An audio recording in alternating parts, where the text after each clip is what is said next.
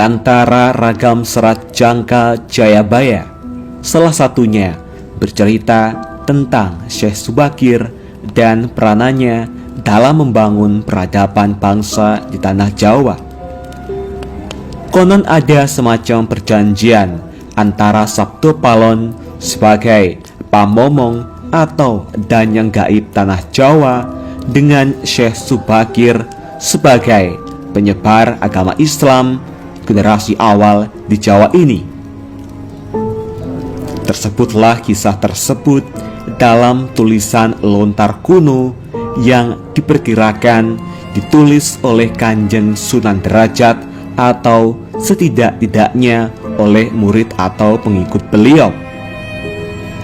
Beliau berhasil menumbali Pulau Jawa yang terkenal angker dan wingit.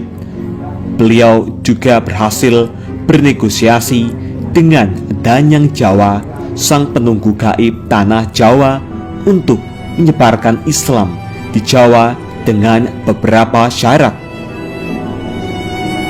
Lantas bagaimana dan syarat apa sajakah yang harus dipenuhi Syekh Subakir tersebut? Mari kita simak ulasan selengkapnya hanya di Alikul Channel. Jangan lupa like, komen, share, dan subscribe. Nyalakan lonceng notifikasi untuk mendapat informasi terbaru, karena semua ini gratis.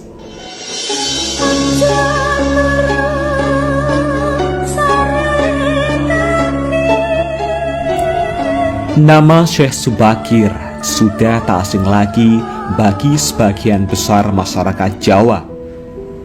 Beliau merupakan generasi pertama Wali Songo yang dikenal sebagai orang yang berhasil menumbali Pulau Jawa yang terkenal angker dan wingit. Beliau juga berhasil bernegosiasi dengan Danyang Jawa, sang pelindung gaib tanah Jawa, untuk menyebarkan Islam di Jawa dengan beberapa syarat. Di dalam kitab Musarar diceritakan bahwa pada masa dahulu Pulau Jawa terkenal sangat angker dan kondisinya tak karuan. Pengaruh magis di tanah Jawa masih begitu kuat, di mana banyak jin dan setan menghuni setiap sudut tanah Jawa yang saat itu masih berpenduduk hutan belantara. Suatu hari, Sultan Turki saat itu, yaitu Sultan Muhammad I, mendapatkan petunjuk untuk melakukan penyebaran Islam di Pulau Jawa. Maka diutuslah rombongan para alim ulama untuk mendatangi Pulau Jawa guna syiar Islam. Sayangnya, hampir seluruh rombongan tersebut tewas dikarenakan perbuatan para lelembut penduduk tanah Jawa yang tidak mau menerima ajaran Islam.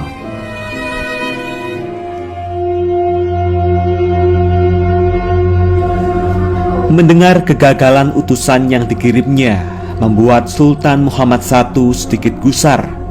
Akhirnya ia pun memerintahkan seorang yang terkenal alim, ahli ruqyah, memiliki kemampuan untuk berinteraksi dengan dunia gaib, serta memiliki keahlian dalam membabat tanah yang angker.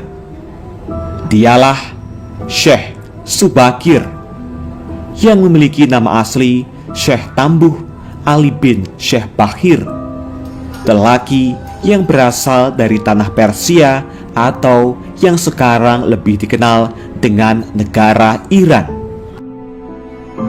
Setelah mendapat perintah Sultan, Syekh Subakir langsung berlayar ke Pulau Jawa.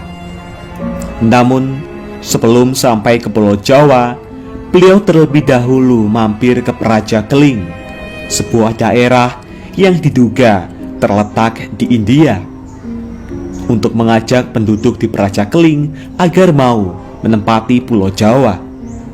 Sekitar 20.000 penduduk Praja Keling turut serta dalam pelayaran Syekh Subakir menuju Pulau Jawa. Sesampainya di Pulau Jawa, Syekh Subakir langsung menuju ke Gunung Tidar yang diyakini sebagai titik pusat dari tanah Jawa. Di puncak Gunung Tidar, Syekh Subakir memasang tumbal berupa batu hitam yang sudah dirajah. Batu tersebut dikenal dengan nama Aji Kolocokro yang mampu menetralisir daya magis negatif dari bangsa jin. Selama 3 hari 3 malam, batu tersebut mengeluarkan hawa yang sangat panas, sehingga membuat para lelembut terpaksa menyingkir ke laut selatan Jawa. Kegegeran di dunia gaib pun mengusik ketenangan Ki Semar Bodronoyo, sang danyang tanah Jawa, yang selama ribuan tahun khusyuk bertapa. Selanjutnya terjadilah adu kekuatan antara Syekh Subakir dengan Ki Semar selama 40 hari 40 malam. Sebab sama-sama kuatnya, akhirnya Ki Semar menawarkan sebuah perundingan kepada Syekh Subakir, yang mana menghasilkan sebuah perjanjian yang terkenal dengan sebutan Perjanjian Sabdo Palon. Syekh Subakir menyampaikan maksud kedatangan beliau ke tanah Jawa guna menyebarkan ajaran Islam, agama yang dibawa oleh Nabi Muhammad sebagai pamungkas agama Samawi. Kemudian Ki Semar pun memperbolehkan Syekh Subakir untuk menyebarkan agama Islam di tanah yang ia lindungi. Berikut dialog Sabdo Palon dengan Syekh Subakir yang terjadi di atas Gunung Tidar, Magelang. Dialog penulis turunkan adalah dialog versi imajiner yang penulis olah dari hikayat tersebut dengan bahasa penulis sendiri.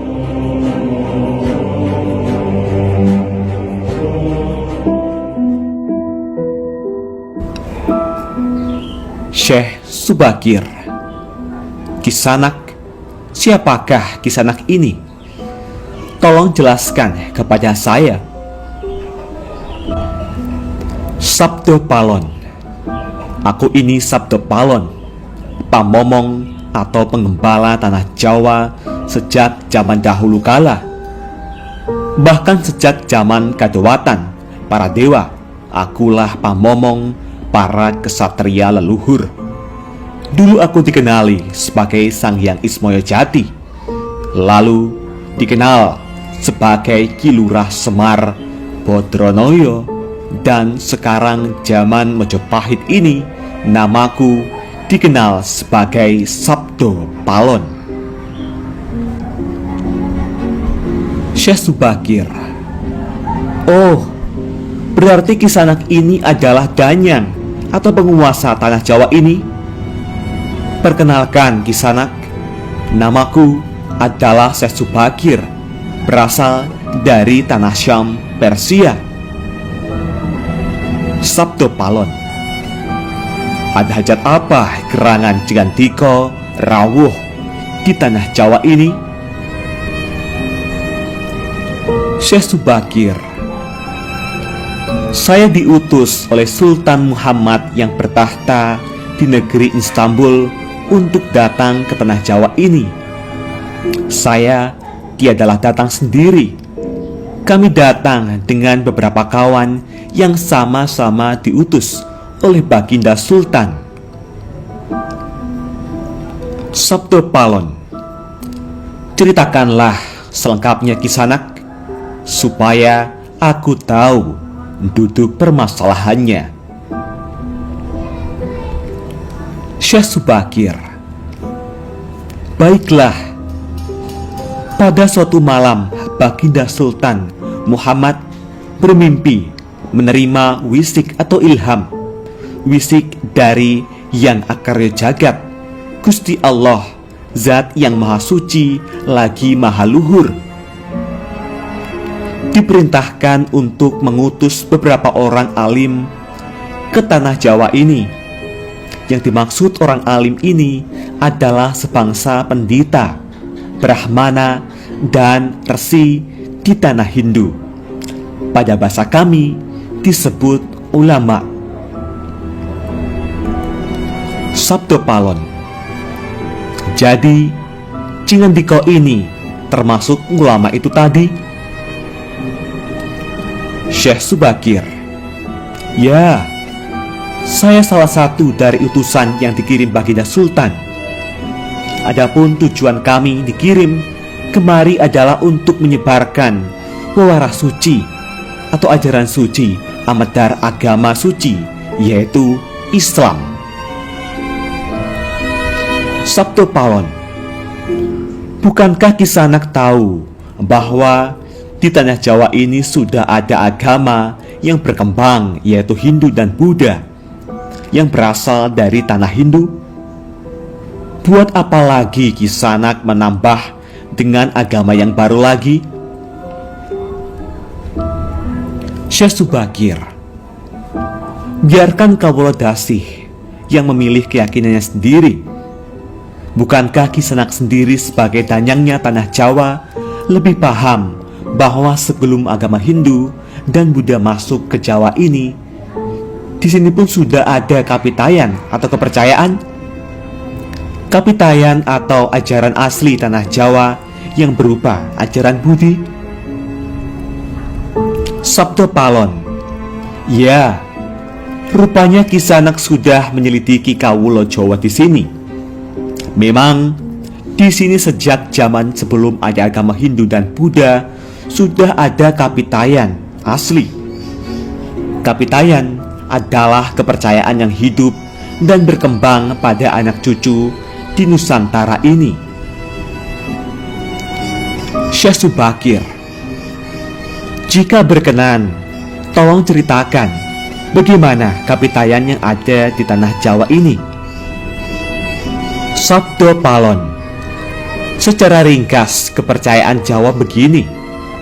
Manusia Jawa sejak dari zaman para leluhur dahulu kala meyakini ada Sang Maha Kuasa yang bersifat tan keno kinoyo ngopo. Tidak bisa digambarkan bagaimana keadaannya. Dialah pencipta segala-galanya. Bawono agung dan bawono alit, jagat besar dan jagat kecil, alam semesta dan alam manusia.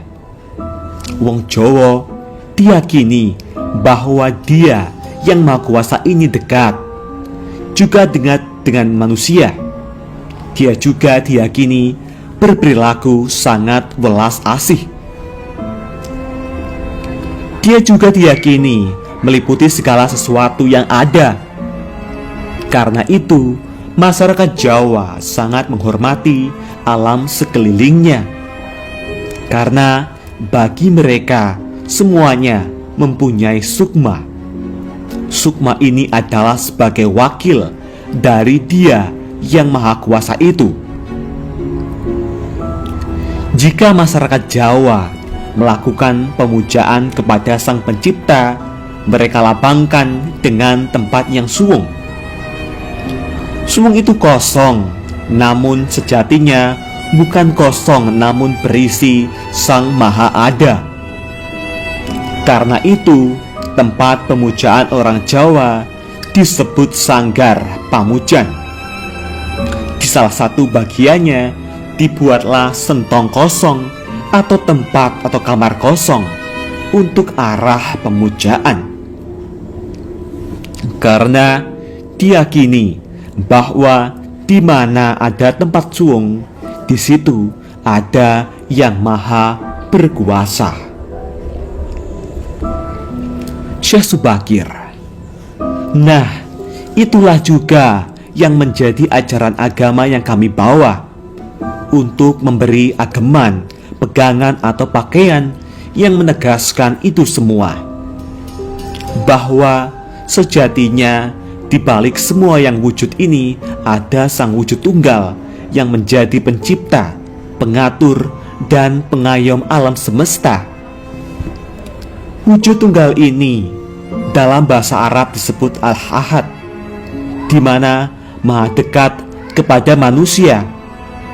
Bahkan lebih dekat Dia daripada urat leher manusianya sendiri.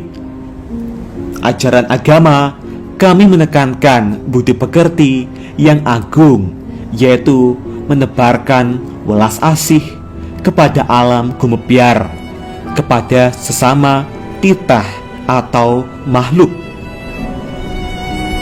Lihatlah Sang Danyang, betapa sudah rusaknya tatanan masyarakat Majapahit sekarang. Bekas-bekas perang saudara masih membara. Rakyat kelaparan, perampokan, dan penindasan ada di mana-mana. Ini harus diperbaharui budi pekertinya. Sabto Palon. Aku juga sedih sebenarnya memikirkan rakyatku. Tatanan sudah bubrah. Para pejabat negara sudah lupa akan dharmanya. Mereka saling sikut untuk merebutkan jabatan dan kemewahan duniawi. Para pandito juga sudah tak mampu berbuat banyak. Orang kecil salang tunjang bersusah payah mencari pepangan. Zaman benar-benar zaman edan. Syekh Subakir. Karena itulah mungkin Sang Mahajawata Agung menyuruh Sultan Muhammad Turki untuk mengutus kami ke sini. Jadi, wahai Sang Danyang Tanah Jawa, izinkanlah kami menebarkan wewarah suci ini di wewengkon atau di wilayah kekuasaanmu ini. Sabto Palon. Baiklah jika begitu, tapi dengan syarat-syarat yang harus kalian patuhi. Syekh Subakir. Apa syaratnya itu, wahai Sang Danyang Tanah Jawa? Sabto Palon. Pertama, jangan ada pemaksaan agama, dharma, atau kepercayaan. Kedua, jika hendak membuat bangunan tempat pemujaan atau ibadah, buatlah yang wangun bangunan, luarnya tampak cakrak atau gaya Hindu Jawa, walau isinya dalamannya Islam. Ketiga, jika mendirikan kerajaan Islam, maka ratu yang pertama harus dari anak campuran. Maksud campuran adalah jika bapaknya Hindu, maka ibunya Islam. Jika bapaknya Islam, maka ibunya harus Hindu. Keempat, jangan jadikan wong Jawa berubah menjadi orang Arab atau Parsi. Biarkan mereka tetap menjadi orang Jawa dengan kebudayaan Jawa, walau agamanya Islam. Karena agama setahu saya adalah dharma, yaitu lelaku hidup atau budi pekerti. Hati-hati jika sampai orang Jawa hilang Jawanya, hilang kepribadiannya, hilang budi pekerti yang adiluhung, maka aku akan datang lagi. Ingat itu, 500 tahun lagi, jika syarat-syarat ini kau abaikan, aku akan muncul membuat goro-goro. Syekh Subakir. Baiklah, syarat pertama sampai keempat aku setujui. Namun khusus syarat keempat, betapapun aku dengan kawan-kawanku akan tetap menghormati dan melestarikan budaya Jawa yang adiluhung ini. Namun jika suatu saat kelak karena perkembangan zaman dan ada perubahan, maka tentu itu bukan dalam kuasaku lagi. Biarlah Gusti Kang Akarya Jagat yang menentukannya.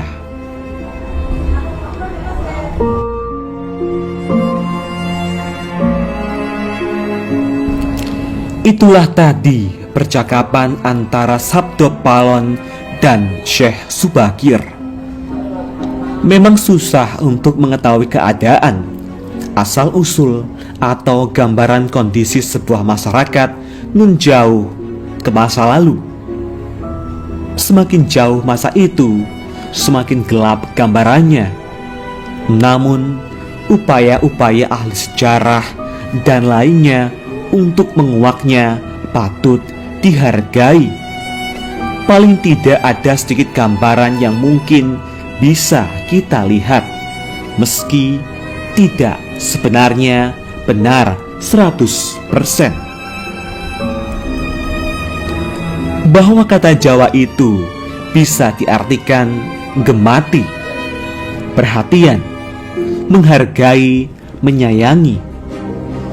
Jadi siapapun mereka bisa melakukan itu semua di Pulau Jawa ini akan menjadi leluhur Jawa, entah dia dari belahan dunia manapun. Itulah tadi bunyi perjanjian Sabdo Palon dengan Syekh Subakir. Semoga gambaran kisah yang nun jauh di masa lalu ini bisa dijadikan sebuah mawas diri, dan jangan sepenuhnya kisah ini ditelan mentah-mentah dan selalu ambil sisi positifnya. Bagaimana tanggapan Anda semua mengenai asal-usul penyebaran agama Islam di tanah Jawa ini? Apakah Anda mempercayainya? Tulis komentar Anda di kolom komentar. Jangan lupa like, komen, dan subscribe. Jangan lupa bagikan informasi ini, semoga bermanfaat. Nantikan video terbaru selanjutnya hanya di Aliko Channel. Terima kasih.